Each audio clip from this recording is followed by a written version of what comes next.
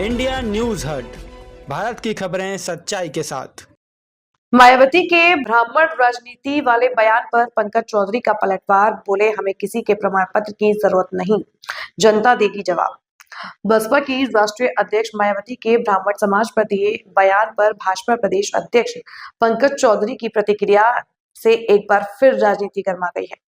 चौधरी ने कहा कि हमें बसपा समेत किसी दल से किसी प्रमाण पत्र की आवश्यकता नहीं है। उन्होंने कहा कि इन सभी विषयों पर का जनता 2027 के चुनाव में जवाब देगी।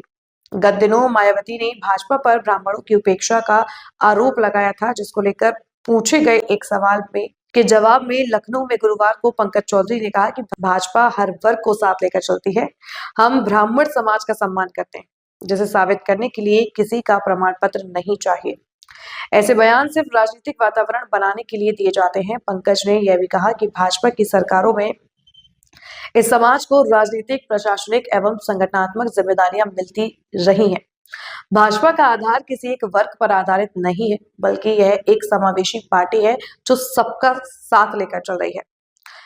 इसके साथ ही भाजपा प्रदेश अध्यक्ष यह स्पष्ट संदेश भी देना चाहते हैं कि भाजपा और बसपा के बीच किसी तरह की अंदरूनी गठजोड़ नहीं है, क्योंकि मायावती पर अक्सर भाजपा की बी टीम होने का आरोप लगते रहते हैं। ऐसे में बसपा पर हमला महज नाराजगी नहीं, बल्कि 2027 को लेकर भाजपा की सोची समझी रणनीति है। भाजपा देना चाहती है ये संदेश। भाजपा प्रदेश अध्यक्ष पंकज चौधरी ने साफ कहा कि भाजपा को बसपा से किसी भी तरह का प्रमाण पत्र लेने की जरूरत नहीं है। उनका यह बयान केवल जवाबी हमला नहीं, बल्कि आने वाले 2027 के विधानसभा चुनाव की रणनीति का भी संकेत माना जा रहा है। भाजपा नेतृत्व यह संदेश देना चाहता है कि वे किसी भी वर्ग, खासकर ब्राह्मण समाज को लेकर विपक्ष के आरोपों से असहज नहीं है।